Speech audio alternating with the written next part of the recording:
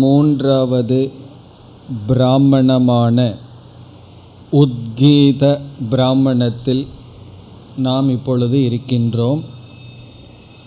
முதல் 2 பிராமணங்களில் விராட் உபாசிய தேவதையாக இருந்தது. இந்த மூன்றாவது பிராமணத்தில் ஹிரண்யகர்பன் உபாசிய தேவதை. இதில் 28 மந்திரங்கள் இருக்கின்றது.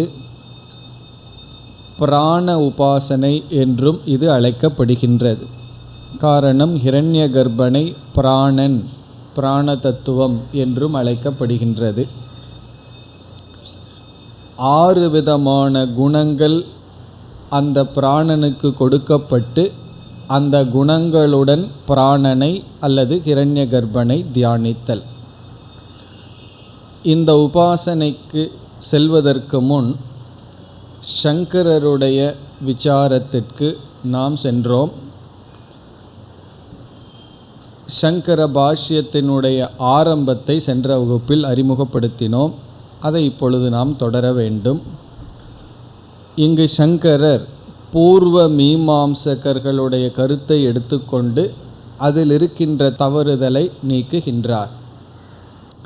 பூர்வ மீமாம்சா என்பது வேதத்தினுடைய முதல் பகுதிக்கு ஜெய்மினி எழுதின சூத்திரத்தின் அடிப்படையில் தோன்றிய மதம். ஜெய்மினி மகரிஷி வேதாந்தத்திற்கு விளக்கம் எழுதவில்லை, வேதத்திற்குத்தான் முதல் பகுதிக்குத்தான் விளக்கம் எழுதி இருக்கின்றார். அது அந்த சூத்திரத்தின் அடிப்படையில் ஒரு மதம் உருவாகிவிட்டது. அதுதான் பூர்வ மீமாம்சா என்று சொல்லப்படுகின்றது. இதுவரை நாம் பூர்வ மீமாம்சகர்களுடைய கருத்தை அதிகமாக பார்த்ததில்லை. தர்க்கம், பிறகு புத்த மதம், அந்த கருத்தை தான் பார்த்து நீக்கியுள்ளோம். அவர்கள் என்னென்ன கருத்துக்களை கொண்டிருக்கின்றார்கள், அந்த கருத்துக்களில் எவைகள் இங்கு சங்கரரால் நீக்கப்படுகின்றது என்ற கருத்தை இப்பொழுது நாம் பார்க்க ஆரம்பிக்கின்றோம். இப்பொழுது நாம் பூர்வ மீமாம்சகர்களுடைய கருத்திற்கு செல்கின்றோம். அவர்கள் என்னென்ன கருத்தை கொண்டுள்ளார்கள், அதில் சிலவற்றை இப்பொழுது பார்க்க போகின்றோம். அதற்கு பிறகு இந்த கருத்துக்கு நம்முடைய பதில் என்ன, உத்தர மீமாம்சகர்கள் என்று நம்மை நாம் கூறிக்கொள்கின்றோம், அவர்களுடைய பதில் என்ன, அதை பார்க்க ஆரம்பிக்கின்றோம். இனி முதல் கருத்து. முதலில் நாம் இப்பொழுது விசாரத்திற்கு எடுத்துக்கொள்வது பூர்வ மீமாம்சகர்களுடைய கருத்து. அவர்களுடைய முதல் கருத்து என்னவென்றால், முழு வேதம் கர்ம பரம். அதுதான் அவர்களுடைய முதல் முக்கிய மூலமான கருத்து. வேதம் கர்ம பரம். கர்ம பரம் என்றால் கர்மத்தையே லட்சியமாக கொண்டுள்ளது. வேதம் வேதாந்தம்ங்கிற பேதமெல்லாம் கிடையாது. முழு வேதமுமே கர்ம பரம். கர்ம பரம் என்றால் கர்ம போதகம். கர்மத்தை போதிப்பதற்கே வேதமானது உருவாக்கப்பட்டுள்ளது. அதாவது கர்மந்தான் வேதத்தினுடைய தாத்பரியம். இங்கு பரம் என்றால் தாத்பரியம். கர்ம பரம், கர்ம தாத்பரியம் என்றால் கர்மத்தை போதிப்பதற்குத்தான் வேதம் உருவாக்கப்பட்டுள்ளது. கர்மத்தை போதிப்பது என்றால் என்ன? இதை செய், இதை செய்ய வேண்டாம் என்று உபதேசிப்பது கர்ம போதகம். எந்த ஒரு வாக்கியமானது இதை நீ செய் என்று சொல்கின்றதோ அந்த வாக்கியத்திற்கு விதி வாக்கியம் என்று பெயர். இதை செய் என்று சொல்கின்ற வாக்கியத்திற்கு விதி வாக்கியம். பிறகு எந்த ஒரு வாக்கியம் இதை செய்யாதே என்று சொல்கின்றதோ அந்த வாக்கியத்திற்கு நிஷேத வாக்கியம் என்று பெயர். விதி வாக்கியம் என்றால் இதை செய் என்று சொல்வது, நிஷேத வாக்கியம் என்றால் இதை செய்யாதே என்று சொல்வது. வேதாந்தத்தில் நிஷேத வாக்கியத்திற்கு வேறொரு பொருள் இருக்கின்றது. வேதாந்தத்திலையும் நம்ம நிஷேதம் பண்ணுவோம். அத்தியாரோப அபவாதம்ங்கிற இடத்துல அபவாதம் பண்ணுறது ஒரு நிஷேதம். நேதி நேதி இவைகளெல்லாம் கிடையாது என்பது நீக்குவது. பாதா அல்லது அபவாதம் என்றெல்லாம் சொல்லுவோம். அது வேதாந்தத்தில் நம்ம சொல்கின்ற நிஷேதம்ங்கிற வார்த்தைக்கு அர்த்தம். ஆனால் இவர்கள் பயன்படுத்துகின்ற நிஷேதம் என்றால் சுராம் ந பிபேத் அப்படின்னு வேதம் சொல்கிறது. சுராம் என்றால் மது, ந பிபேத் என்றால் மதுவை அருந்தாதே. இந்த வாக்கியத்துக்கு பேர் நிஷேத வாக்கியம். பிறகு விதவிதமான கர்மங்களை நமக்கு போதிக்கின்றது. இந்த யாகத்தை செய்தால் இந்த பலன் நமக்கு கிடைக்கும் என்று விதி நிஷேதம் விதவிதமான கர்மங்கள், இதை சொல்வதுதான் வேதம். இதற்காகத்தான் வேதமானது உருவாகி உள்ளது என்று விதி வாக்கியம், நிஷேத வாக்கியம், பிறகு கர்மங்கள், விதவிதமான கர்மங்கள். உனக்கு சொர்க்கத்துக்கு செல்ல வேண்டும் என்றால் இந்த யாகத்தை செய்ய வேண்டும், இந்த இகலோக பலன் வேண்டுமென்றால் இந்த யாகம் அல்லது இந்த உபாசனை செய் என்று, இந்த சாத்தியத்தை அடைய வேண்டுமென்றால் இந்த கர்மத்தில் ஈடுபட வேண்டும் என்று கர்மத்தை விதிமுகமாகவும், பிறகு இதையெல்லாம் செய்யாமல் இருந்தால் உனக்கு பாபம் என்ற பலன் வராது என்று நிஷேத முகமாகவும் வேதமானது கர்மத்தையே மையமாக கொண்டுள்ளது. இதுதான் அவர்களுடைய முதல் கொள்கை.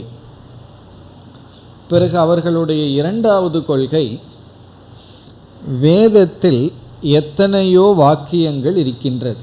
வேதமே சப்த ரூபமாக இருக்கின்றது. அதில் எத்தனையோ வாக்கியங்கள் இருக்கின்றது.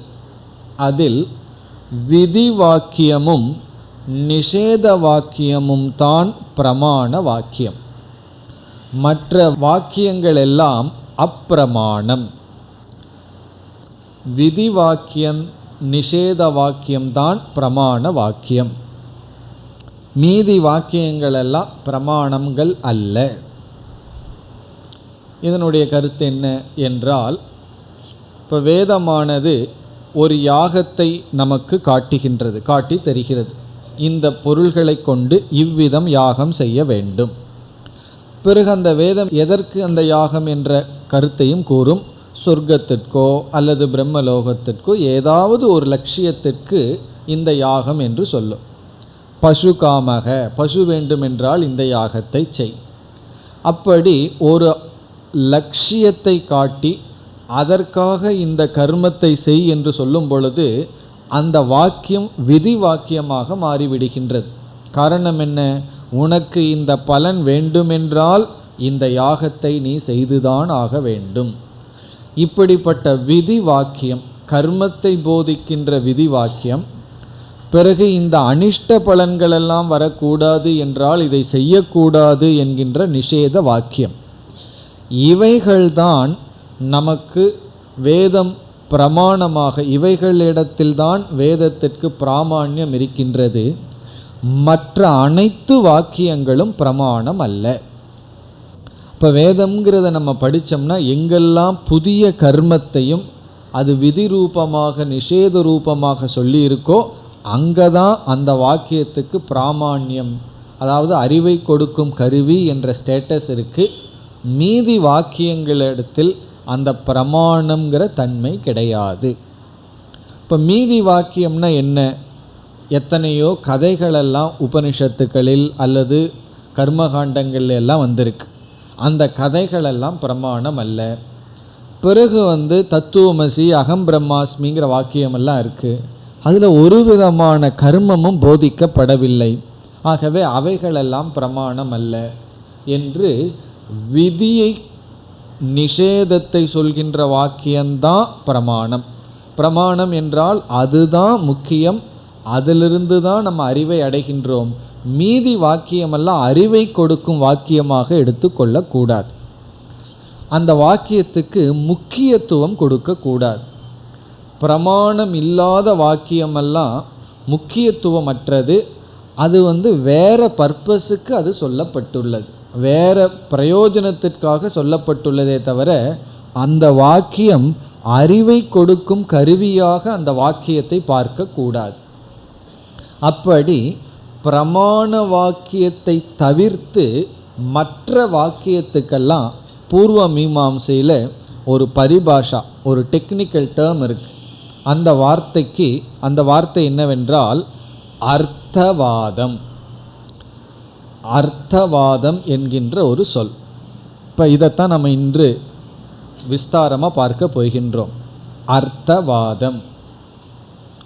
அர்த்தவாதம் என்றால் பிரமாண வாக்கியம் அல்லாத வாக்கியங்கள். எது பிரமாணமோ அது பிரமாண வாக்கியம், எந்த வாக்கியத்துக்கு பிராமாண்யம் இல்லையோ அது அர்த்தவாதம்.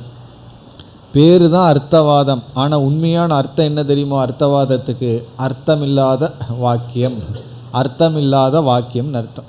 அதுக்கு முக்கியத்துவம் கிடையாது. நம்ம அர்த்தவாதத்தை புரிஞ்சுக்கணும்னு சொன்னால் ஏதாவது ஒன்று சொல்லுவோம். யாரோ ஒருத்தர் சீரியஸாக எடுத்துட்டா நான் சும்மா சொன்னேன் அப்படின்னு சொல்லுவோம். அந்த சும்மா சொல்கிறது தான் அர்த்தவாதம்.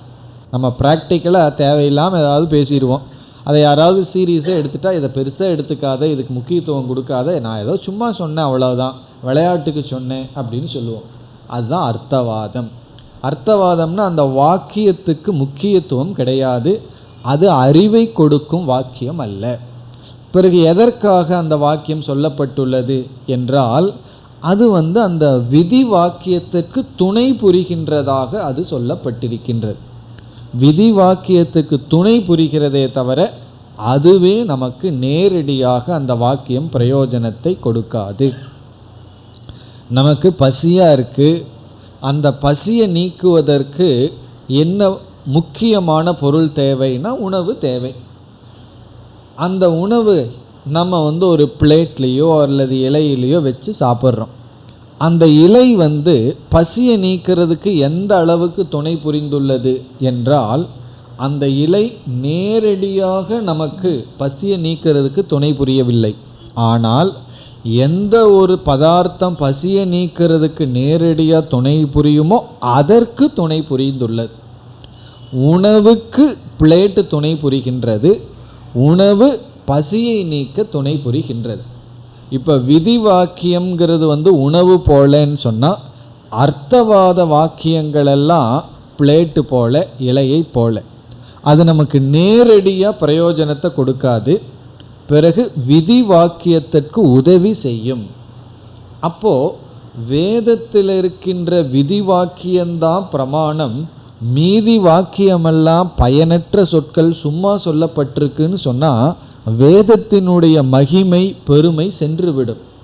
அப்போ என்ன செய்வது என்றால், பெரியோர்களுடைய நிச்சயம் எப்படி என்றால், வேதத்தினுடைய விதி வாக்கியத்தை தவிர மற்ற வாக்கியங்களை எல்லாம் விதி வாக்கியத்தோடு சேர்த்தி கொள்ள வேண்டும். விதி வாக்கியத்திற்கு துணை புரிவதாக பொருள் சொல்ல வேண்டும். விதினா சேஷக என்று சொல்வார்கள். அர்த்தவாத வாக்கியமெல்லாம் விதியோடு சம்பந்தப்பட்டு அதற்கு பயன்படுவதாக நாம் அதை பொருள்படுத்த வேண்டும். அதற்கு உதாரணம் பார்த்தா நமக்கு புரிஞ்சிடும்.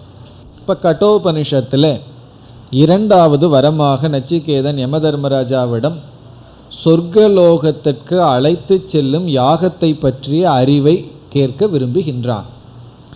எடுத்த உடனே கேட்பதற்கு பதிலாக முதல்ல ஒரு மந்திரம் வருது, சொர்க்கே லோகே ந பயம் கிஞ்சன அஸ்தி. சொர்க்கலோகத்தில் பயம் கிடையாது. அதுக்கு நச்சிகேதன் கொடுக்குற காரணம் தத்ர துவம் நாஸ்திங்கிறான், அங்கே நீங்கள் இல்லை, அதனால் சொர்க்கலோகத்தில் பயம் கிடையாது. பிறகு பசிதாகமெல்லாம் இல்லை என்றெல்லாம் அவன் சொல்லி, பிறகு இப்படிப்பட்ட சொர்க்கலோகத்திற்கு செல்லும் யாகத்தை எனக்கு உபதேசியுங்கள்னு வருது. இது வேதத்தில் வர்ற ஒரு மந்திரம். இப்போது சொர்க்கலோகத்தில் பயம் இல்லை, பசிதாகம் இல்லை, சொர்க்கலோகத்தில் சுகமாக இருக்குன்னு ஒரு வாக்கியம் வருது. அந்த வாக்கியத்தை அர்த்தவாதம் என்று சொல்கின்றோம். காரணம் என்ன? அந்த வாக்கியத்திலிருந்து நேரடியான நமக்கு ஒரு பிரயோஜனம் கிடையாது.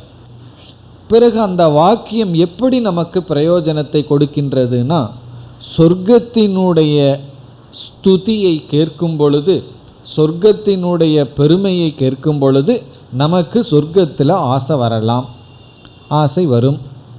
பிறகு நாம் என்ன செய்வோம், சொர்க்கத்திற்கான சாதனை என்ன, அந்த கர்மம் என்னன்னு பார்ப்போம். பிறகு அந்த கர்மத்தை செய்து சொர்க்கத்தை நாம் அடைவோம்.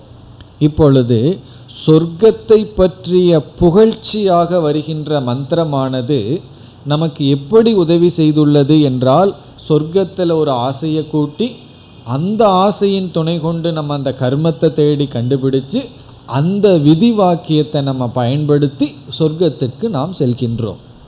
அப்போ நம்ம பூர்வ மீமாம்சகர்கள் என்ன சொல்கிறார்கள், சொர்க்கத்தை பற்றிய புகழ்கின்ற வாக்கியத்தை பிரயோஜனமில்லை வேதத்திலிருந்து எடுத்தரணும்னு சொல்லக்கூடாது. முழு வேதமுமே பிரயோஜனத்தை உடையது தான். வேதத்தில் இருக்கின்ற எந்த அங்கத்தையும் நம்ம நீக்க முடியாது. ஆனால் இது நேரடியாக பிரயோஜனத்தை கொடுக்காம சொர்க்கத்தை பற்றிய ஒரு யாகத்தை பற்றிய அறிவை ஒரு மந்திரம் கொடுக்கின்றதல்லவா, ஒரு வாக்கியம் கொடுக்கின்றதல்லவா, அதற்கு இந்த வாக்கியம் துணை புரிகின்றது.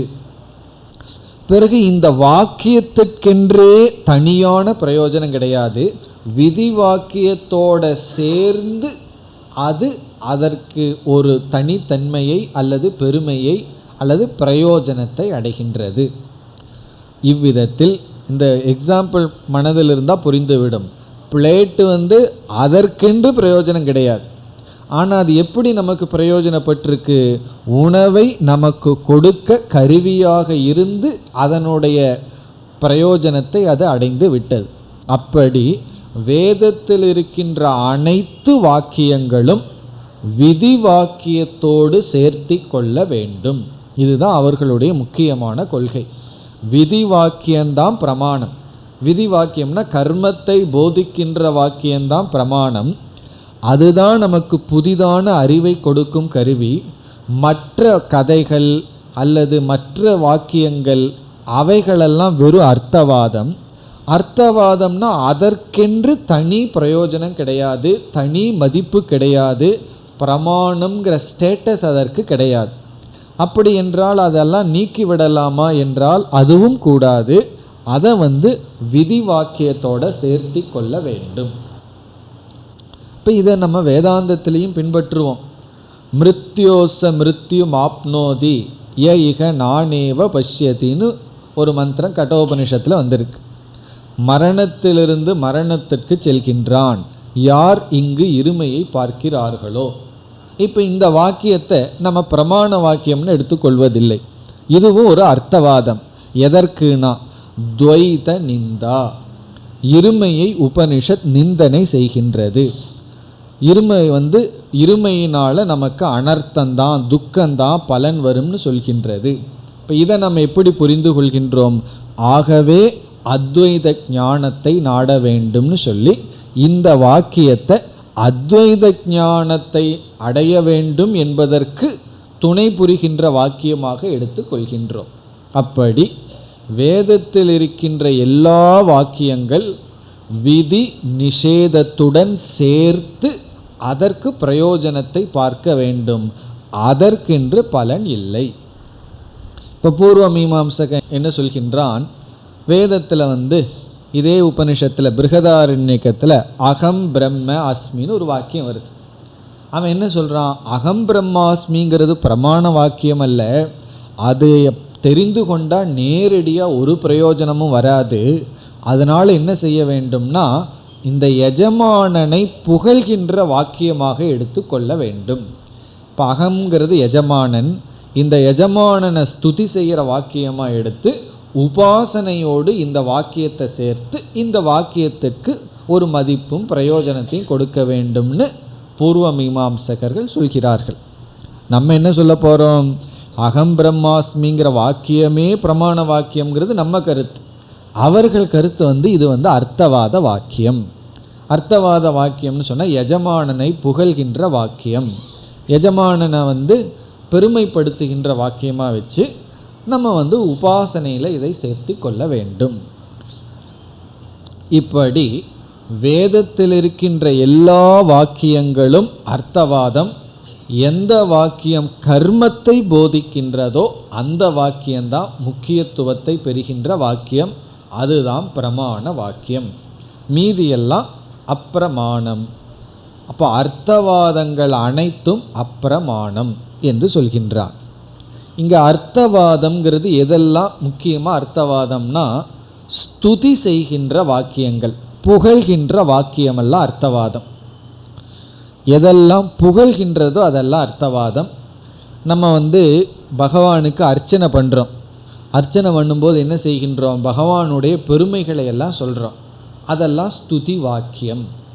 ஸ்துதி வாக்கியம்னா பகவான் இந்த ஸ்வரூபமாக இருக்கார், அப்படி இருக்கார், இப்படி இருக்கார், சர்வஜனாக இருக்கார், சர்வசக்திமானாக இருக்கார்னெல்லாம் சொல்லி நம்மளுடைய எல்லா அர்ச்சனையிலையும் சகஸ்ரநாமங்கள்ல எல்லாம் ஸ்துதி தான் செய்யப்பட்டுள்ளது. அந்த ஸ்துதி அர்த்தவாதத்தினுடைய ஒரு பகுதி. பிறகு நிந்தனையும் இருக்கும். இது கூடாது, இப்படி செஞ்சால் இந்த விதமான கஷ்டத்துக்கு நம்ம ஆளாவோம் என்று நிந்தா வாக்கியம். அப்படி ஸ்துதி வாக்கியம், நிந்தா வாக்கியம்தான் முக்கியமான அர்த்தவாதங்கள் ஆகின்றது. எது அர்த்தவாதம்னு சொன்னால், எங்கெல்லாம் புகழ்ச்சி இருக்கின்றதோ அது அர்த்தவாதம். லைஃப்லேயும் அது உண்மைதான். யாராவது நம்ம புகழ்ந்தா மனதுக்குள்ளே என்ன புரிஞ்சுக்கணும்? இது வெறும் அர்த்தவாதம். அர்த்தவாதம்னு என்ன அர்த்தம்? அந்த வார்த்தைக்குன்னு அர்த்தம் கிடையாது. அதுதான் அர்த்தவாதம். ஏன் அர்த்தவாதம் வந்ததுன்னு தெரியல. ஆனால் அர்த்தவாதம்ங்கிறதுக்கு அதற்கு முக்கிய அர்த்தம் கிடையாது. இப்போ சில பேர் டொனேஷன் வாங்க போகும்பொழுது வீட்டுக்கு போவார்கள். போன உடனே டொனேஷன் கொடுத்துருன்னா சொல்லுவார்கள். உடனே என்ன செய்வார்கள்? நீங்கள் ரொம்ப நல்ல காரியமெல்லாம் சமுதாயத்துக்கு செய்து கொண்டு இருக்கிறீர்கள் அப்படின்னு சொல்லுவார்கள்.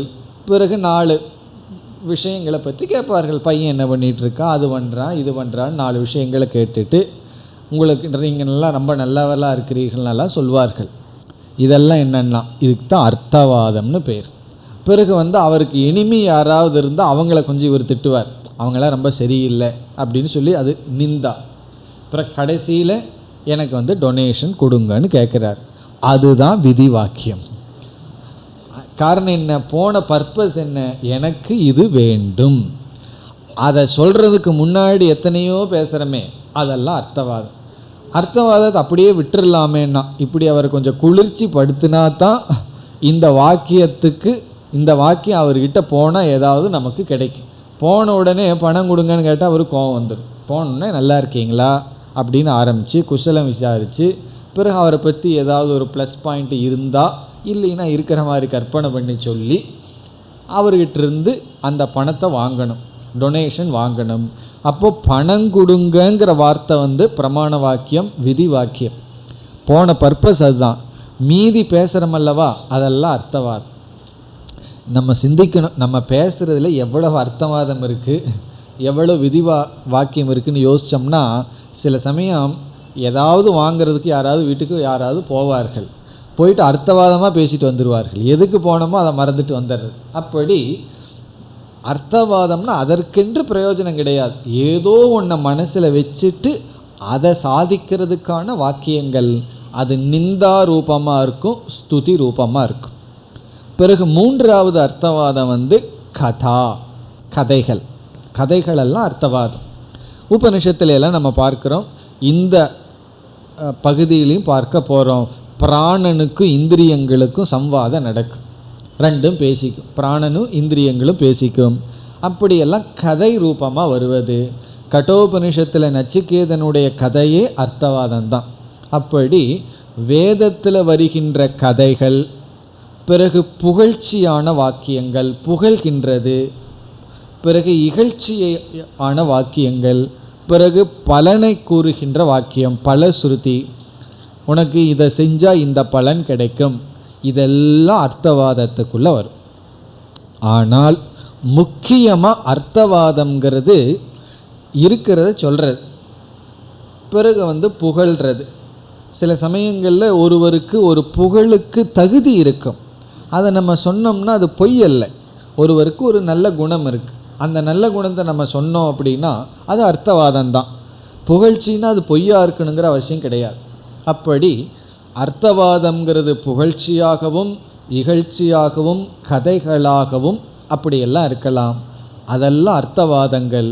இங்கே பூர்வபக்ஷி அல்லது பூர்வ மீமாம்சகன் என்ன சொல்கிறான், இந்த அர்த்தவாதமெல்லாம் விதிவாக்கியத்தோட நம்ம சேர்த்து அந்த விதிவாக்கியத்திற்கு பயனுடையதாக நாம் எடுத்துக்கொண்டு இதை நம்ம வேதத்துக்குள்ளே வச்சிருக்கிறோமே தவிர இதற்கென்று தனி மதிப்பு கிடையாது. இதுதான் அவர்களுடைய அடுத்த முக்கியமான கொள்கை.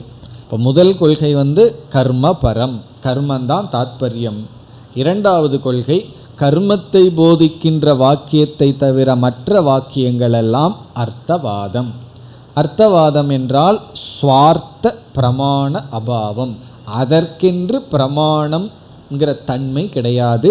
பிரமாண வாக்கியத்தோடு அதை சேர்த்து கொண்டு அதற்கு பயன்படுகின்ற வாக்கியமாக நாம் புரிந்து கொள்ள வேண்டும்.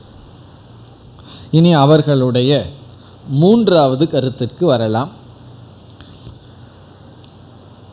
இவர்கள் என்ன கூறுகிறார்கள், நாம் ஒரு கர்மத்தை செய்கிறோம், வேதம் ஒரு கர்மம் சொல்லுது, அந்த கர்மத்தை செய்கிறோம்.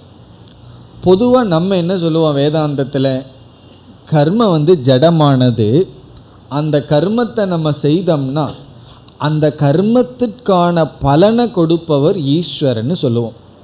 கர்ம பல தாதா, ஈஸ்வரனுக்கு ஒரு லட்சணம் கர்ம பலத்தை கொடுப்பவர். காரணம் என்ன, கர்மம் தன்னளவில் ஜடமானது. நம்ம ஒரு ஆஃபீஸில் போய் வேலை செய்தோம்னா நம்ம செய்த வேலைக்கான பலனை கொடுக்கறது யாருன்னா அது யாரோ ஒருத்தர் அறிவுடைய, அந்த வேலையை கவனித்த, நம்ம எப்படி வேலை செஞ்சுருக்கிறோம்னு அதை நோட் பண்ணி வச்ச அறிவுடைய மேனேஜிங் டைரக்டர் கொடுக்கிறார். அது நம்முடைய கொள்கை. இந்த பூர்வ மீமாம்சர்களுடைய கொள்கை கர்மம் கர்மமே பலனை கொடுக்கின்றது, அதற்கொரு ஈஸ்வரன் தேவையில்லை. கர்மம் ஸ்வயமேவ, தானே பலனை கொடுக்கின்றது. கர்ம பலம் கர்மமே கொடுக்கின்றது. இவர்களை பொறுத்த வரைக்கும் ஈஸ்வரன்கிறவரே கிடையாது, நிரீஸ்வரவாதினக. இவங்களுக்கு ஈஸ்வரன்கிறதே கிடையாது. ஈஸ்வரனை இவர்கள் ஏற்றுக்கொள்வதே கிடையாது, கடவுள்னு ஒருத்தர் கிடையாது. ஆனால் வேதத்தை பிடித்து கொண்டிருக்கிறார்கள். பிறகு வேதம் எப்படி வந்ததுன்னு கேட்டால் நம்ம என்ன சொல்லுவோம், ஈஸ்வரனுடைய மூச்சு காற்று போல் ஈஸ்வரனிடமிருந்து வந்ததுன்னு சொல்கிறோம். இவர்களுடைய கருத்து வேதம் அனாதி, அது யாராலையும் தோற்றுவிக்கப்படவில்லை, அது அனாதியாக வந்துட்டுருக்கு. ஈஸ்வரன் ஒருவர் வேதத்தை உருவாக்கவில்லை, நமக்கு கொடுக்கவில்லை, நமக்கு கர்ம பலனை கொடுக்க ஈஸ்வரன் அவசியமில்லைன்னு சொல்கிறார்கள். இவர்களும் நாஸ்திகர்கள் தான். காரணம் என்ன, ஈஸ்வரனை ஏற்றுக்கொள்ளாதவர்கள், ஆனால் வேதத்தை ஏற்றுக்கொள்பவர்கள். கர்மமே அதனுடைய பலனை அது கொடுத்து விடும், அதுக்காக ஈஸ்வரன் ஒருவர் தேவையில்லை. அதுக்காக இவர்கள் என்ன செய்வார்கள், நம்ம ஒரு கேள்வி கேட்போம், இப்போ நீ ஒரு செயல் செய்கிற, இந்த நேரத்தில் இதனுடைய பலன் 1 மணி நேரத்துக்கு அப்புறம் வரலாம், அல்லது பல நாட்கள் கழித்து வரலாம். ஒரு மாதம் வேலை செஞ்சு அதனுடைய பலன் மாத கடைசியில் தான் வருது. இப்போ முதல் தேதியில் வேலை செஞ்சு 2வது தேதியில் வேலை செஞ்சுருக்கோம், 30ஆம் தேதி வரைக்கும் வேலை செஞ்சு முதல் தேதியினுடைய கர்ம பலன் என்ன கிடைக்குது, அடுத்த மாதம் 1ஆம் தேதி தான் நமக்கு கிடைக்குது. அப்போ கர்மம் அனித்தியமாக இருக்குது. ஒரு செயல் செய்தவுடனே அது செயல் சென்று அழிந்து விடுகின்றது. யார் அதை அக்கௌண்ட் வச்சு கடைசியில் கொடுப்பா, இதையெல்லாம் கால்குலேட் பண்ணி கொடுக்குறவன் ஒருத்தன் இருக்கணுமல்லன்னு கேட்டால் அதற்கு அவர்கள் அபூர்வம்னு ஒரு விதமான கல்பனையை செய்வார்கள். இதெல்லாம் பூர்வ மீமாம்சையில் அபூர்வ கல்பனா. அபூர்வ கல்பனான்னு சொன்னால் ஒரு செயல் செய்தோம்னா அந்த செயல் அபூர்வமாக மாறி விடுகின்றது. அபூர்வம்னா என்னன்னு அவங்ககிட்ட கேட்கக்கூடாது. அவங்க என்ன சொல்கிறார்கள், ஏதோ ஒன்று அபூர்வமாக மாறிடுது, அது இருந்து கொடுக்க வேண்டிய காலத்தில் கொடுக்கும். ஆகவே கர்மமே கர்ம பலனை கொடுக்கின்றது, அதற்கு ஈஸ்வரன் ஒன்று கிடையாது. பிறகு இவர்களை பொறுத்தவரை எந்த விதமான தேவதைகளும் கிடையாது. வேதத்தில் எத்தனையோ தேவதைகள் இருக்கு, இந்திரன் சந்திரன் சொல்லி, வாயு தேவதா அக்னி தேவன் எத்தனையோ இருக்கு, அதெல்லாம் கிடையவே கிடையாது. பிறகு அதெல்லாம் என்னென்னா அதெல்லாம் அர்த்தவாதம், இதெல்லாம் வெறும் கதைகள் தான், கற்பனைகள் தான். இதெல்லாம் நாஸ்திகர்கள்ட்ட சொல்லணும். சந்தோஷமாக இருக்கு அவங்களுக்கு, பரவாயில்லையே நம்ம சொல்கிறதையே இப்படி சொல்கிறார்கள்.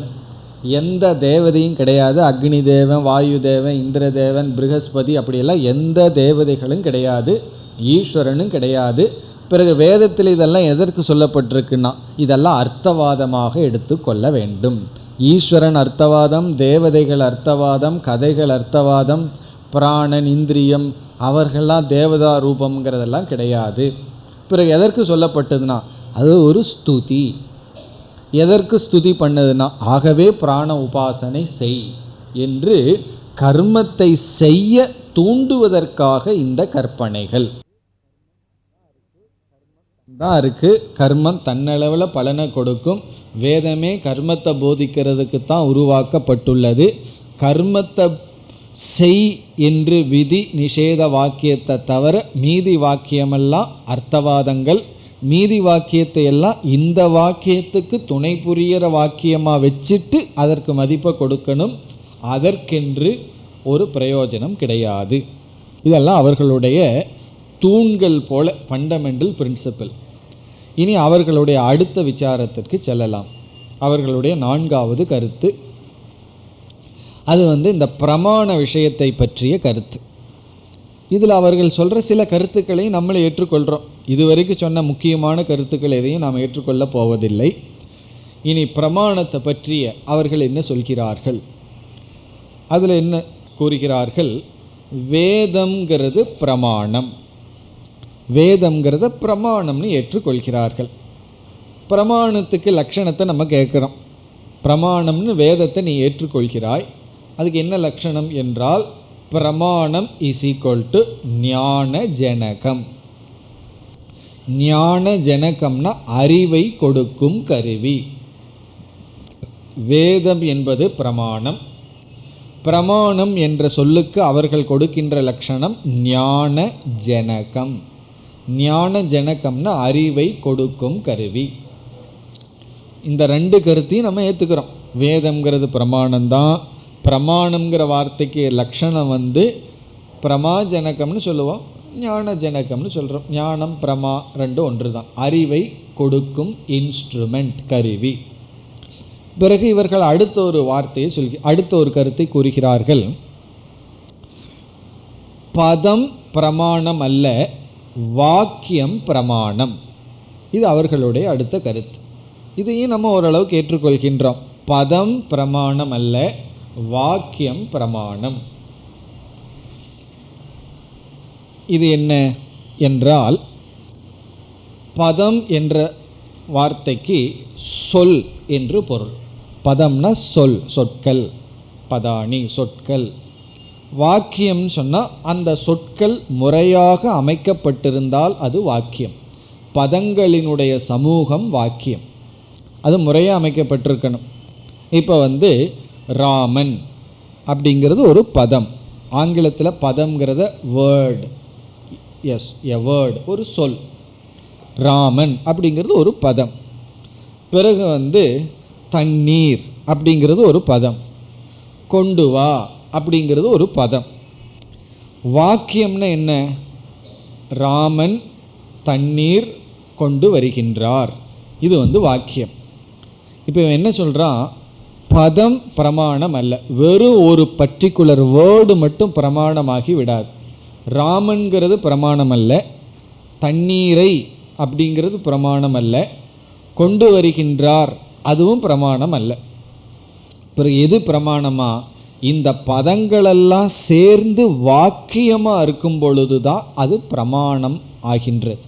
இப்போ சப்த பிரமாணம்னு சொன்னால் வெறும் பதம் அல்லது சப்தம் பிரமாணம் அல்ல, அது வாக்கிய ரூபமாக ஆகும் பொழுது தான் பிரமாணம் ஆகின்றது. இப்போ வேதம் பிரமாணம் இஸ் ஈக்குவல் டு வேத வாக்கியங்கள் பிரமாணம், வேத பதம் பிரமாணம் அல்ல. இப்போ ராமன் அப்படிங்கிற சொல்லே பிரமாணம் அல்ல, தண்ணீரை நீரைங்கிறது மட்டும் பிரமாணம் அல்ல, கொண்டு வருகின்றாருங்கிறது மட்டும் பிரமாணம் அல்ல. பிறகு இதெல்லாம் சேர்ந்தது தான் பிரமாணம். ஏன் பதம் பிரமாணம் அல்லன்னு சொல்கின்றான்? ஒரு சொல் பிரமாணம் அல்லன்னு சொல்வதற்கு காரணம், இப்போ நான் உங்களிடம் தண்ணீர் அப்படிங்கிற ஒரு சொல்ல சொல்கிறேன். அந்த சொல்ல சொன்ன உடனே இந்த சொல் ஒரு அறிவை உங்களுடைய மனதில் ஏற்படுத்தி இருக்கு. தண்ணீர்னு சொன்ன உடனே மனதில் உங்களுக்கு ஒரு அறிவு வரும். புஸ்தகம் என்று சொன்ன உடனே ஒரு அறிவு மனதில் தோன்றும். நெருப்பு அப்படின்னு சொன்ன உடனே ஒரு அறிவு தோன்றும். மைக் அப்படின்னு சொன்ன உடனே இந்த சப்தம் மனதுக்குள்ள ஒரு அறிவை கொடுக்கும். இப்போ இந்த பதம் இந்த அறிவை கொடுக்கும்னு ஒன்று இருக்கு. தண்ணீர்னு நான் சொல்லும் பொழுது உங்கள் மனதுக்குள்ள என்ன ஒரு அறிவு வந்ததோ அந்த அறிவு நெருப்புன்னு சொல்லும்போது வரவில்லை. அப்போ தண்ணீர்ங்கிற வார்த்தையை பயன்படுத்தும் பொழுது ஒரு அறிவு வந்திருக்கு. நெருப்புங்கிற சொல்ல சொல்லும்போது மனதுக்குள்ள ஒரு அறிவு வந்தது. இந்த அறிவு எப்படி வந்தது என்பது கேள்வி. ஒரு சொல்ல சொன்ன உடனே அந்த சொல்ல கேட்ட உடனே மனதுக்குள்ள ஒரு அறிவு வருகின்றதே, அது எப்படி வந்தது? ஒரு பதத்தை கேட்ட உடனே அறிவு வருதல்ல, அப்போ எப்படி பதம் பிரமாணம் இல்லைன்னு சொல்ல முடியும்? ஏதாவது கடபுடான்னு சொன்னேன்னு வச்சுக்கோங்களேன், கடா அப்படின்னு சொல்கிறேன், திருன்னு மொழிப்பீர்கள், என்ன ஆச்சு, என்ன சொல்கிறார்கள்? அப்போ ஒரு அறிவு வரல, வெறும் சப்தம்தான் காதில் விழுந்தது. ஆனால் பானை அப்படின்னு சொன்ன உடனே அறிவு வந்து விடுகிறது. அப்போ நமக்கு ஒரு கேள்வி வருகின்றது, ஒவ்வொரு பதமும் மனசில் அறிவை கொடுக்கின்றதே, அப்படி இருக்கும் பொழுது வாக்கியம்தான் பிரமாணம்னு எப்படி சொல்ல முடியும்?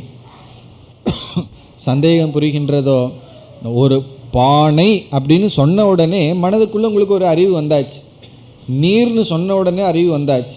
அப்போது ஒரு பதத்தை சொல்லும் பொழுதே மனதுக்குள்ள அறிவு ஏற்படும் பொழுது வாக்கியம் எப்படி பிரமாணம், பதம் எப்படி பிரமாணம் அல்ல? அதுதான் இப்பொழுது நம்ம புரிந்து கொள்ள வேண்டிய விஷயம். கொஞ்சம் புத்தியை யோசிக்கணும் இந்த இடத்துல. இந்த கருத்தை புரிஞ்சுக்கிறதுக்கு நம்ம கொஞ்சம் ஆழ்ந்து சிந்திச்சோம்னா இப்போ என்ன சொல்ல வர்றோம் அப்படிங்கிற கருத்து நமக்கு புரியும். இந்த பூர்வபக்ஷி சொல்கிறான், இதெல்லாம் நம்மளும் ஏற்றுக்கிறோம், இதெல்லாம் காமன் சென்ஸ், ரெண்டு பேர்த்துக்கும் பொதுவாக இருக்கிற சாதாரண அறிவை பயன்படுத்தினாவே நமக்கு கிடைக்கின்ற ஒரு விஷயம். பூர்வபக்ஷி என்ன சொல்கிறான் அல்லது இங்கே என்ன சொல்லப்படுகிறது, இந்த இடத்துல பூர்வபக்ஷின்னு சொல்ல வேண்டாம், ஏன்னா நம்மளும் இந்த கருத்தை ஒத்துக்கிறோம். அதாவது பதார்த்த ஞானம் இருக்கே, அது வேதத்திலிருந்து நமக்கு கிடைக்கவில்லை. பதார்த்த ஞானம்னா நெருப்பு அப்படின்னு ஒரு பதத்தை சொல்கிறேன், பதம்னா சொல், பதார்த்தம்னா அந்த பொருள். இந்த சொல்லுக்கு இந்த பொருள்தான் அர்த்தங்கிற ஞானம் வேதம் நமக்கு புகட்டவில்லை. இப்போ நான் நெருப்புன்னு சொன்ன உடனே உங்களுக்கு ஒரு பொருளை பற்றிய அறிவு மனசில் வருது. நீர்னு சொன்ன உடனே ஒரு பொருளை பற்றிய அறிவு வருது. அந்த பொருளை பதார்த்தம்னு சொல்கிறோம்.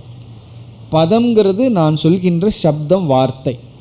ஒரு சொல்ல சொன்ன உடனே ஒரு அறிவு வருகின்றதே, இந்த சொல்லுக்கு இந்த பொருள்தான், இந்த பதார்த்தம்தான் அர்த்தம்னு வருதே. இது நமக்கு வேதம் கற்றுக் கொடுக்கவில்லை. பிறகு யார் கற்றுக் கொடுத்தார்கள் என்றால், இதை சாஸ்திரத்தில் விருத்த வியவகாரகன்னு சொல்வார்கள். விருத்த வியவகாரக, விருத்த வியவகாரத்தினால இந்த ஞானத்தை அடைந்தோம். விருத்தகன்னு சொன்னால் மூத்தவர்கள், வியவகாரகன அவர்கள் உடைய செயலிலிருந்து நாம் இந்த அறிவை அடைந்தோம். விருத்த வியவகாரத்தினால பதார்த்த ஞானத்தை ஏற்கனவே அடைந்து விட்டோம். அது எப்படின்னு சொன்னால் ரொம்ப இன்ட்ரெஸ்டிங்காக இருக்கும். அதாவது நம்ம இப்போ கற்பனை பண்ணுறோம், ஒரு வருஷ குழந்தையாக நம்ம இருக்கோம் அப்படின்னு கற்பனை பண்ணுறோம். அந்த குழந்தைக்கு காது கேட்க ஆரம்பிச்சிடுது. அந்த குழந்தைகளை பார்த்திங்கன்னா நல்லா உத்து கவனித்து அப்சர்வ் பண்ணும். இப்போ அம்மா அப்பாவும் பேசிக்கொண்டு இருக்கிறத அந்த குழந்தை கேட்குது. குழந்தை அம்மாவே அப்பாவே பார்த்துட்ருக்கு. அம்மா கிட்ட அப்பா சொல்கிறார், தண்ணீர் கொண்டு வா அப்படின்னு சொல்கிறார். இந்த குழந்தைக்கு அந்த சப்தம் விழுந்திருக்கு, தண்ணீர் கொண்டு வா அப்படிங்கிற சப்தம் விழுந்திருக்கு. இந்த வார்த்தை அப்பா சொன்ன உடனே அம்மா போய் தண்ணீர் கொண்டு வர்றதை அந்த குழந்தை பார்க்குது. பிறகு 5 நிமிடத்திற்கு பிறகு அப்பா என்ன சொல்கின்றார், வேறு ஏதாவது பொருளை, துணியை கொண்டு வா அப்படின்னு சொல்கிறார். அப்படி சொன்ன உடனே மீண்டும் அந்த குழந்தை பார்க்குது, துணியை கொண்டு வாங்கிற சப்தம் குழந்தை காதில் விழுகுது. அம்மா துணியை கொண்டு அப்பா கிட்ட கொடுக்குறார். இப்போ இந்த குழந்தை ஒரு பெரிய அனுமானம் தர்க்கம் பண்ணுது. இந்த கொண்டு வாங்கிறது காமனாக இருந்தது, முன்னையும் காமனாக இருந்தது, இப்போவும் காமனாக இருந்தது. அப்போ கொண்டு வாங்கிற சொல்லுக்கு என்ன பொருள்னா எதையாவது எடுத்துட்டு வர்ற செயல்னு புரிஞ்சுக்குது. ஏன்னா முன் இருந்ததுலேயும் கொண்டு வாங்கிறது காமனாக இருந்தது, உடனே அம்மா போய் எடுத்து கொண்டு வந்தாள். பிறகு இங்கே மாறி இருக்கு, நீர்ங்கிற வார்த்தை துணிங்கிற வார்த்தை மாறி இருக்கு. அப்போ துணிங்கிற வார்த்தைக்கு இதுதான் அர்த்தம், நீர்ங்கிற சொல்லுக்கு இதுதான் அர்த்தம்.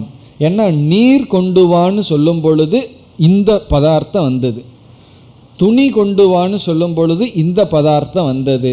ஆகவே நீர்ங்கிற சொல்லுக்கு இந்த பதார்த்தம் தான் அர்த்தம், பிறகு துணிங்கிற சொல்லுக்கு இந்த பொருள் தான் அர்த்தம். பிறகு நெக்ஸ்ட் டேயும் அதே கதை, அவர் அதே தான் சொல்கிறார், அதே கமாண்ட் பண்ணுறார், தண்ணி கொண்டு வாங்கிறார். ஏன்னா வீட்டில் எஜமான நல்லவா போய் குடிக்க மாட்டார், கொண்டு வர்றதுக்கு கமாண்ட் அடிக்கிறார். உடனே அந்த குழந்தை மறுபடியும் பார்க்குது, ஓ நீர் கொண்டு வான்னா நீர்னா இதுதான். அப்போது இதுதான் விருத்த விவகாரகங்கிறது. விருத்த விவகாரகன்னா குழந்தை பெரியவர்களுடைய விவகாரத்தை கவனித்து ஒவ்வொரு பதத்துக்கும் ஒவ்வொரு சொல்லுக்கும் இதுதான் அர்த்தம்னு புரிந்து கொள்கின்றது. விருத்த விவகாரக. இந்த விருத்த விவகாரத்தில் என்ன தெரிஞ்சுக்கிறோம்? பதார்த்த ஞானத்தை அடைஞ்சிடறோம். இந்த சொல்லுக்கு இந்த பொருள் தான் அர்த்தம்ங்கிறது நமக்கு பெரியவர்கள் காட்டி கொடுக்கிறார்கள். பெரியவர் வீட்டில் இருக்கிறவர் ஒரு புதிய பொருள் வாங்கிட்டு வர்றார். வாங்கிட்டு வந்த உடனே அந்த குழந்தை அது வரைக்கும் பார்த்ததே கிடையாது. உடனே அந்த பொருளை பார்த்து ஒரு சப்த பிரயோகம் பண்ணுறார். உடனே சப்த பிரயோகம்னா ஒரு சின்ன பொம்மையை வாங்கிட்டு அந்த பொம்மைக்கு ஏதோ ஒரு பேர், ட்ரெயின் மாதிரி ஒரு பொம்மையை வாங்கிட்டு இது ட்ரெயின் அப்படின்னு சொல்கிறார், ரயில்னு சொல்கிறார். உடனே அந்த குழந்தைக்கு என்ன புரியுது? ரயில்ங்கிற சொல்லுக்கு இந்த பொருள் தான் அர்த்தம். இது இப்படித்தான் அந்த குழந்தைக்கு நம்ம சொல்லி கொடுத்துட்ருக்கோம். நம்மளுடைய டீச்சிங் எப்படி பிகின் ஆகுதுன்னா, ஒரு புஸ்தகம் வச்சு அதில் பொம்மைகள் எல்லாம் இருக்குது, அந்த பொம்மைகளை காட்டி சப்தத்தை பிரயோகம் பண்ணுறோம். அப்போ எப்படி அந்த குழந்தை புரிஞ்சுக்குது? இந்த பொருள் இந்த சப்தத்தோட கனெக்ஷன் அது புரிந்து கொள்கின்றது.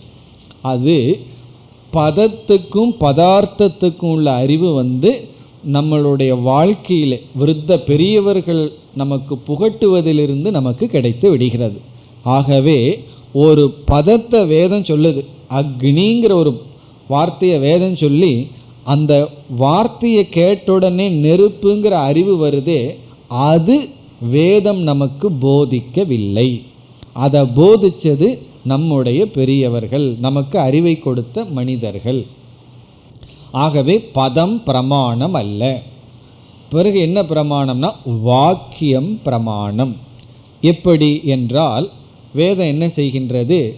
அக்னின்னு ஒரு வார்த்தையை சொல்லி, பிறகு ஹோமகுண்டம் நல்லா அது சொல்லி, தயிர் பாலுங்கிற திரவியத்தை எல்லாம் அது சொல்லி, இந்த காலத்தில் இந்த மந்திரத்தை சொல்லி இவ்விதத்தில் யாகம் செய்ய வேண்டும் என்று ஒரு வாக்கியத்தை நமக்கு சொல்லுது.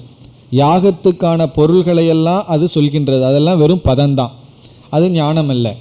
பிறகு புதிதாக இந்த நேரத்தில் இவ்விதமான நெருப்பில் இப்படிப்பட்ட பொருளை இந்த மந்திரத்தோடு போடணும் அப்படின்னு சொல்லி ஒரு புதியதான செயலை நமக்கு வேதம் சொல்லுது. இப்போ இதை நம்ம யாருக்கிட்ட இருந்து தெரிஞ்சிட்டோம்? இதை யாரும் நமக்கு சொல்லி கொடுக்கல. தயிர்னா தெரியும், பால்னா தெரியும், நெருப்புனா தெரியும். இந்த விதத்தில் இப்படி போடுற செயல் வேதம் நமக்கு கொடுக்கின்ற புதிய அறிவு. எதற்குனா இந்த அக்னிஹோத்திரம்ங்கிற இந்த கர்மத்தை செய்தால் உனக்கு இந்த பலன் கிடைக்கின்றது என்று இந்த கர்ம ஞானம், அதுதான் நமக்கு வேதத்திலிருந்து கிடைக்கின்ற புதிய அறிவு. திரவியத்தை பற்றிய அறிவெல்லாம் நம்ம விருத்த விவகாரத்தில் அடைஞ்சிட்டோம், பதார்த்த ஞானத்தை எல்லாம் அடைஞ்சிட்டோம். இந்த பதார்த்தங்களையெல்லாம் வச்சு இப்படிப்பட்ட செயல் செய்ய வேண்டும் என்ற அறிவு தான் புதிதாக வேதம் நமக்கு கொடுக்கின்ற அறிவு. அது வாக்கியத்தின் மூலமாக நமக்கு கிடைக்கின்றது. அதுதான் இவர்களுடைய கொள்கை. அதாவது ஒரு வேதத்தில் எத்தனையோ சொற்கள் இருக்கும், அந்த சொற்களுக்கான அர்த்தத்தை எல்லாம் நம்ம லௌகிகமாக இருந்து அறிஞ்சிட்டோம். அந்த சொற்களை எல்லாம் சேர்த்தி, பதார்த்தங்களை எல்லாம் சேர்த்தி நம்ம உலகத்திலிருந்து தெரிய முடியாத ஒரு கர்மத்தை அது போதிக்கின்றது. அந்த கர்மத்தை நாம் அறிந்து அதை செயல்படும் பொழுது, அந்த கர்மத்தை செய்யும் பொழுது நமக்கு அந்த பலன் கிடைக்கின்றது. அப்போ இவர்கள் என்ன கூறுகிறார்கள்? வேத வாக்கியம் அது எப்படிப்பட்ட வாக்கியம்னா கர்மத்தை போதிக்கின்ற வாக்கியம். ஒன்று இருக்குன்னு சொல்கிற வாக்கியம் பிரமாணம் அல்ல. அந்த இருக்கிறதையெல்லாம் சொல்லி அதை இப்படி பயன்படுத்த வேண்டும்ங்கிற வாக்கியம்தான் நமக்கு புதிதாக கிடைக்கின்ற ஞானம். ஏற்கனவே ஒரு பொருள் இருக்கு, வேதம் சொல்லுது அது இருக்குன்னு சொன்னால் அது நமக்கு பிரமாணம் அல்லன்னு அவர்கள் சொல்கிறார்கள். ஆனால் நம்ம சொன்ன போகிறோம் இருக்கிற ஒன்றை இருக்குன்னு சொன்னாவே பிரமாணம்னு பின்னாடி நம்ம பார்க்க போகிறோம். இவர்களுடைய கருத்து இருக்கிற பொருளை பற்றி பேசுனா அது பிரமாணம் அல்ல, அதையெல்லாம் வச்சு நமக்கு தெரியாத ஒரு புதிய ஒரு செயல், அந்த செயலை கொடுப்பது தான் வேதம், அதை காட்டுவது தான் பிரமாண வாக்கியம். அதை வைத்து கொண்டு அதை நம்ம செய்தோம்னா நமக்கு அந்த பலன் கிடைக்கின்றது. அந்த பலனையும் வேதமே சொல்லும், இந்த பலன் வேணும்னா இந்த கர்மத்தை செய். இப்போ வாக்கியம் பிரமாணம். இப்போ இதில் இந்த பூர்வ மீமாம்சகர்கள் என்ன செய்கிறார்கள்? அந்த வாக்கியத்தில் முக்கியமான அங்கம் கிரியாபதம். கிரியாபதம்னா வினைச்சொல், ஆங்கிலத்தில் வெர்ப் அப்படின்னு சொல்கிறது. அவர்களுக்கு கவனமே அங்கே தான் இருக்குது. வெர்பை தான் பார்ப்பார்கள். முக்கியமாக அவர்கள் எதை பார்ப்பார்கள்னா கிரியாபதத்தை பார்ப்பார்கள். கிரியாபதம்னா வினைச்சொல், வெர்ப். வினைச்சொல் அல்ல, ஏதாவது ஸ்கூலில் படித்தது மறந்து போச்சேன்னா, அதாவது நீ தண்ணீர் கொண்டு வா, இதில் எது வினைச்சொல்? அதெல்லாம் சொல்லணுமோ? கொண்டு வா அப்படிங்கிறது வினைச்சொல், நீ அப்படிங்கிறது சப்ஜெக்ட், நாம பதம் பெயர் சொல். நீ, தண்ணீர்ங்கிறது ஆப்ஜெக்ட் பொருள், சப்ஜெக்ட் ஆப்ஜெக்ட் வெர்ப். இதில் அவன் எதை கவனிப்பான்னா இந்த கொண்டு வான்னு இருக்கே அதை தான் கவனிப்பான். ஏன்னா அதுதான் புதிய ஞானத்தை நமக்கு கொடுக்கின்றது. இப்போ நீர் அது தெரிஞ்ச விஷயந்தான், நீ தெரிஞ்ச விஷயந்தான், கொண்டு வாங்கிறது தெரிஞ்சது தான். ஆனால் இந்த புதிதான ஒரு செயல் உருவாகின்றது அல்லவா, அது காரணம் என்னென்னா இவைகளெல்லாம் சேர்ந்து அந்த வெர்ப், அந்த செயல். அப்படி என்னென்ன திரவியங்களையெல்லாம் பயன்படுத்தணும்னு சொல்லி இந்த திரவியங்களை இந்த விதத்தில் பயன்படுத்தி இந்த காரியத்தை செய் அப்படிங்கிற அந்த வெர்பு, குரு செய், கர்த்தவியம் உன்னால் செய்யப்பட வேண்டும் அப்படிங்கிற அந்த கிரியை இருக்கே அதுதான் அவர்களுக்கு முக்கியம். நம்ம வேற முக்கியத்துவம் சொல்ல போகிறோம் வேதாந்தத்தில். இங்கே இந்த கிரியாபதம் வெர்பு தான் முக்கியம். ஆகவே இவர்களுடைய தாத்பரியம் என்னவென்றால், வேதத்தில் ஒரு வாக்கியத்தை நம்ம எடுத்துட்டு வெறும் பதத்தை மட்டும் எடுத்துட்டு பார்க்கக்கூடாது, அல்லது ஏதாவது ஏற்கனவே இருக்கிறத பற்றி சொன்னால் அதுவும் பிரயோஜனம் இல்லை. தேவதைகள் பற்றியும் கதைகளை பற்றி பேசுகிறதுல முக்கியத்துவம் இல்லை. அங்கே கிரியாபதத்துடன் கூடிய வாக்கியம் இருக்கே, இதை செய், இப்படி செய், அதுதான் நமக்கு ஞானத்தை கொடுக்கின்றது. பிறகு ஏற்கனவே ஒரு ஸ்டேட்மெண்ட் இருக்கிறத பற்றி சொல்கிற வாக்கியமோ செயலை போதிக்காத வாக்கியமோ பிரமாணம் அல்ல. வேதத்தை கேட்டுட்டு சும்மா இருந்தோம்னா அது ஒரு பிரயோஜனம் கிடையாதான். பிறகு அதை கேட்டுட்டு ஏதாவது ஒரு செயலில் ஈடுபட்டால் தான் அது பிரயோஜனம். இப்போ நம்ம ஒருவர்கிட்ட சொல்கிறோம், கிச்சனில் சமையல் அறையில் தண்ணீர் இருக்கிறதுன்னு சொல்கிறோம். ஒருத்தர்கிட்ட சொன்னால் அவர் கேட்டு என்ன பண்ணுவார்? இருக்கட்டும் பேர். அது ஒரு பிரயோஜனம் கிடையாது. தண்ணீர் கொண்டு வா அப்படின்னு சொன்னால் தான் அவர் எந்திரிச்சிட்டு போவார். கிச்சனில் தண்ணீர் இருக்குன்னா இருக்கும், அதை கேட்டுட்டு அவரால் ஒன்றும் பண்ண முடியாது. அப்போது வேதம் இருக்கிறத எதையாவது சொன்னால் நம்ம கேட்டுட்டு பேசாமல் தான் இருப்போம். அதனால் என்ன பிரயோஜனம்? அதனால் அது அந்த வாக்கியத்துக்கு முக்கியத்துவம் கொடுக்கக்கூடாது. வேதம் நம்ம எதையாவது செய்ய சொல்கிற வாக்கியத்தை தான் எடுத்துக்கொள்ள வேண்டும். அதில் தான் நமக்கு பிரயோஜனம். இப்படி செய், இதை செய்ங்கிற வாக்கியத்தை கேட்டு அந்த ஞானத்தை அடைஞ்சு, அந்த ஞானத்தினாலே மட்டும் பிரயோஜனம் இல்லை, அதுபடி செய்து நம்ம பிரயோஜனத்தை அடைய வேண்டும். அந்த வேதம் சொல்கிற கர்மத்துக்கே அந்த பலனை கொடுக்குற சக்தி இருக்குது. அதுக்கு ஒரு தேவதையும் வேண்டாம், ஈஸ்வரனும் வேண்டாம், கர்மமே கர்ம பலனை கொடுக்கும். இதெல்லாம் என்னன்னா இவர்களுடைய கருத்து. இனி நம்ம என்ன செய்ய போகிறோம்? சங்கரருடைய பதிலுக்கு வர்றோம். சங்கரருடைய பதிலை பார்க்கணும்னா எதுக்கு பதில் சொல்கிறாருன்னு தெரியணுமே, அதுக்காகத்தான் இவ்வளவு நேரம் இதை பார்த்தோம். இனி சங்கரர் என்ன பதில் சொல்கின்றார்கள் என்ற கருத்துக்கு வருகின்றோம். இவர்கள் சொன்ன கருத்துக்களில் ஏதோ ஒரு சிலரை மட்டும் நம்ம எடுத்துக்குவோம். மீதி எல்லா கருத்தையும் கொஞ்சம் மாற்றி மாற்றி அமைச்சு சில கருத்தை முழுமையாக நீக்கி நம்ம பதில் பார்க்க போகின்றோம். இனி நம்முடைய பதிலுக்கு வருகின்றோம். சங்கரருடைய பதில். பூர்வபக்ஷி அல்லது பூர்வ மீமாம்சக என்ன சொன்னால், வேதத்தில் இருக்கின்ற வாக்கியங்கள் எந்த வாக்கியம் செயலில் தூண்டுமோ அந்த வாக்கியம்தான் பிரமாணம்னு சொன்னான்.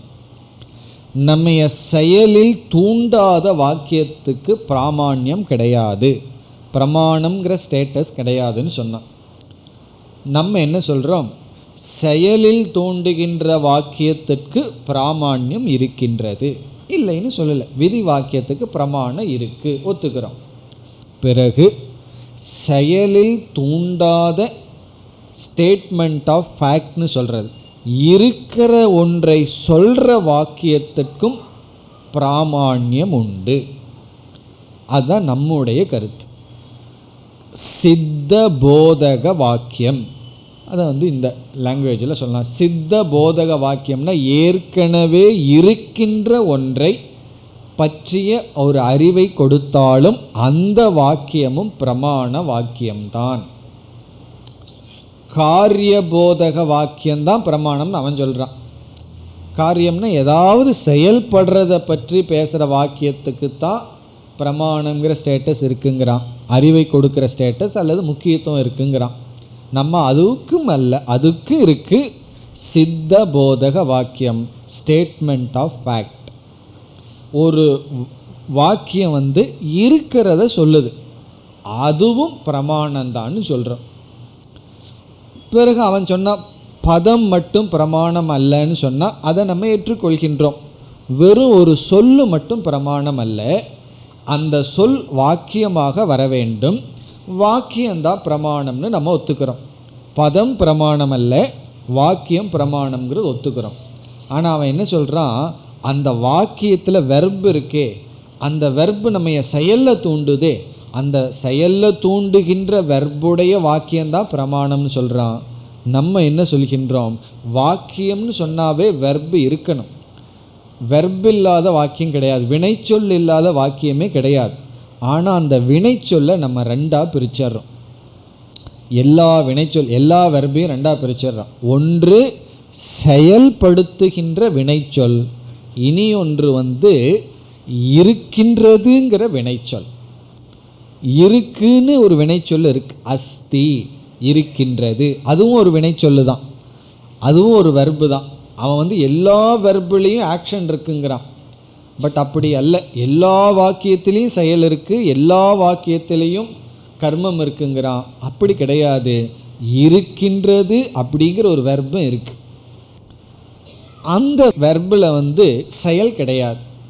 இப்போ இது இருக்கு அப்படின்னு சொன்னால் அது ஒரு வாக்கியம்தான். தண்ணீர் இருக்கின்றது, பாகசாலையில் அதாவது சமையலறையில் தண்ணீர் இருக்கின்றது, இது ஒரு வாக்கியம்தான். இந்த வாக்கியத்தில் வெர்பம் இருக்குது. ஆனால் இந்த வாக்கியம் எந்த விதத்தில் நம்ம செயலில் தூண்டுகின்றது? செயலில் தூண்டவில்லை. இப்போ சங்கரர் சொல்கிறார், ஒரு வாக்கியத்தில் வெர்பு இருக்கணும், ஆனால் அந்த வெர்பு இருக்கின்றது, பவதி இருக்கின்றது, அஸ்தி பவதி அப்படிங்கிற ஒரு வெர்பு இருக்குது, அதுவும் பிரமாணந்தான்னு சொல்கிறார். அப்போ நமக்கு அவர்களுக்குள்ள முக்கியமான வேறுபாடு என்ன? செயலில் தூண்டுகின்ற வாக்கியம்தான் பிரமாணம்னு சொல்கின்றான், செயலில் தூண்டாமல் இருக்கிறத மென்ஷன் பண்ணுறது இருக்கின்றது, ஒரு பொருளை காட்டு அது இருக்கிறதுன்னு சொன்ன வாக்கியமும் பிரமாணம்தான்னு நம்ம சொல்கிறோம். இப்படி சொன்ன உடனே அவன் கேட்பான், இருக்கிறத இருக்கிறதுன்னு சொல்கிறதுனால என்ன பிரயோஜனம், அதனால என்ன பிரயோஜனம்னு அவன் நம்மக்கிட்ட கேட்குறான். அதாவது அவன் என்ன சொல்கிறான்,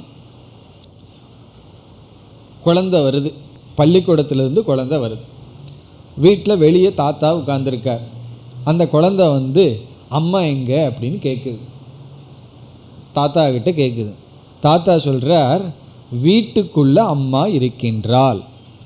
கிருஹே மாதா அஸ்தி. எளிமையான சமஸ்கிருத வாக்கியம். கிருஹே, கிருஹேன வீட்டுக்குள்ள, மாதா அன்னை இருக்கின்றாள், அஸ்தி அப்படின்னு அந்த தாத்தா வந்து குழந்தைகிட்ட சொல்கிறார், பேர குழந்தைகிட்ட சொல்கிறார். பூர்வ மீமாம்சகன் என்ன சொல்கிறான், அந்த குழந்தை வந்து அந்த குழந்தைகிட்ட தாத்தா சொல்கிற வாக்கியினுடைய தாத்பரியம் என்னன்னு யோசிச்சுப்பார். என்னமோ தாத்தா வந்து அம்மா வீட்டுக்குள்ளே இருக்கான்னு சொன்னாலும் கூட அந்த வாக்கியம் முக்கியமாக எதை அந்த குழந்தைக்கு கம்யூனிகேட் பண்ணுதுன்னு சொன்னால், அம்மா இருக்காங்கிறத கம்யூனிகேட் பண்ணல, நீ வீட்டுக்குள்ளே போ அப்படிங்கிறது தான் கம்யூனிகேட் பண்ணுது. நீ என்ன வீட்டுக்குள்ளே போனேன்னா அங்கே அம்மாவை பார்க்கலாம். இப்போ அம்மா இருக்கின்றாள்ங்கிற வாக்கியத்துக்கு பிராமான்யம் கிடையாது. குழந்தைக்கு தாத்தா எதை கம்யூனிகேட் பண்ணுறாருன்னு சொன்னால், நீ வீட்டுக்குள்ளே போனால் அம்மாவை பார்க்கலாம், ஆகவே வீட்டுக்குள்ளே போ அப்படின்னு அர்த்தம். இல்லை அப்படின்னா ஏதாவது தப்பு பண்ணிட்டு வந்ததுன்னா வீட்டுக்குள்ளே போகாத, அம்மா கிட்ட போய் மாட்டிக்காத, வேற எங்காவது போன்னு அர்த்தம். இப்போ அம்மா இருக்காங்கிற வார்த்தை குழந்தை எப்படி புரிஞ்சுக்குதுன்னா, வீட்டுக்குள்ளே போகலாமா வேண்டாமான்னு முடிவு பண்ணுறதுக்கு புரிஞ்சுக்குது. அப்போ இந்த வார்த்தை அந்த குழந்தைக்குள்ளே எப்படி பயன்படுதுன்னா, வெறும் அம்மா இருக்காங்கங்கிற ஒரு அறிவு அந்த குழந்தைக்கு பிரயோஜனத்தை கொடுக்கல. இந்த வார்த்தையை வச்சுட்டு குழந்தை வந்து வீட்டுக்குள்ளே போகலாமா வேண்டாமான்னு முடிவு பண்ணுது. உணவு வேணும்னு வந்தது, அம்மாவை தேடி வந்ததுன்னா வீட்டுக்குள்ளே போகணும், அம்மாவிட்டிருந்து தப்பிச்சுக்கணுன்னா வீட்டை விட்டு எங்காவது போய் கொஞ்சம் நேரத்துக்கு அப்புறம் வரணும்னு புரிஞ்சுக்குது. அப்போது மாதா அஸ்திங்கிற வார்த்தை தனக்கென்று பிரயோஜனம் கிடையாது. அவன் சொல்கிறான், பிறகு அந்த வார்த்தை குழந்தைக்குள்ளே எப்படி பிரயோஜனத்தை கொடுக்குதுன்னா, போகலாமா வேண்டாமா, அல்லது வீட்டுக்குள்ளே போகணும், பாசிட்டிவாக எடுத்துக்கினா வீட்டுக்குள்ளே போகணும். அப்போ அங்கே ஒரு செயல் ரூபமாக மாறித்தான் அந்த வார்த்தை நமக்கு பிரயோஜனத்தை கொடுக்குது. அப்படி வேதத்தில் ஏதாவது ஒரு வாக்கியம் இருக்குன்னு சொன்னால் அதற்கென்று பிரயோஜனம் கிடையாது, அது அர்த்தவாதம்.